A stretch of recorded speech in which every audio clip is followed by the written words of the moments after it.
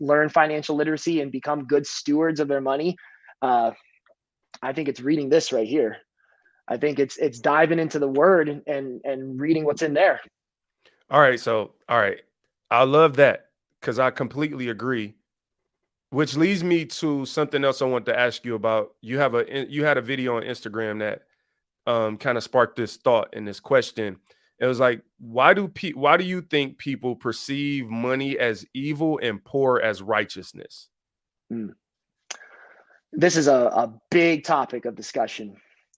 So I think the perception that people have is that money is evil because what they see is they see these big wealthy elites that basically seem to control the world and can like dictate anything, and the rules, the laws don't apply to them, and it seems like they're greedy. They think that if they became wealthy, they had to have done it by, stealing from the poor, knocking the poor down, and that's the only way to get there.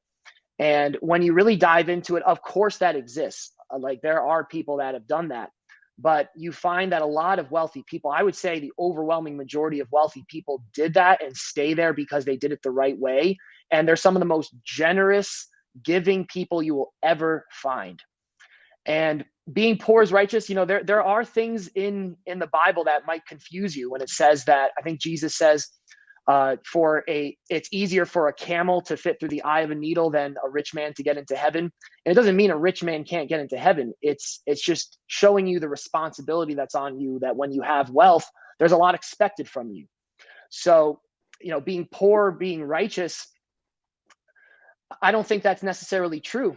And the way that I like to put it to people is, if you were to take yourself right now and clone yourself, and that clone of you is exactly the same as you, where they have the same thoughts, the same heart, the same intentions, everything about them, what they want to do is exactly the same, but you're broke and you give them $10 million. Who's going to do more good in the world? The one with the 10 milli.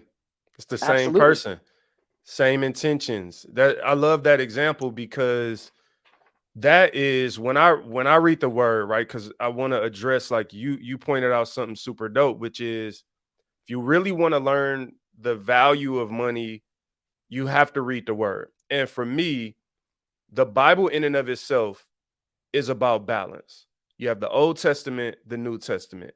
There are some groups of people who can form a whole new religion because they only read the Old Testament, right? And if you take just half of it, then you can end up somewhere that God did not intend for you to be. And then there are people who build a whole different religion or denomination off of like two scriptures in the New Testament, and they don't consider the whole. What I found, Elliot, when I really back in about 2014 developed a love for reading the word and reading in general, was when I really read the Bible and allow God to speak to me versus me reading it with some intention or agenda already at hand. I found things like the parable of the talents, Mm. where the individual with one talent was actually the evil one. And those are the things for me that we have to understand the balance of scripture. Like you said, yes, there are responsibilities that comes with being wealthy. To whom much is given, much is required. And so there may be more on you to think about doing the right thing, which may lead to it being easier for you to do evil because of access alone. But that doesn't mean that the person who dug the hole and hid their talent is godly. And that's the one thing I could tell you, coming from poverty, being around people who are still trapped mentally in poverty, that's probably one of the number one tricks of the enemy to me, is to not allow the freedom of your mind to even obtain wealth. Like to be trapped mentally to think that you are doing the better thing by doing nothing is just a very dangerous place to be to me. Um, you talk a little bit about something I believe is called the 72 rule. Like what I want to do now, like we talked a little bit just about the value in actually learning about finances.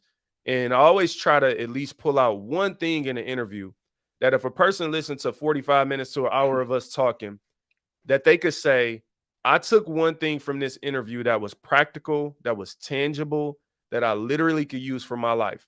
So the 72 rule. Can you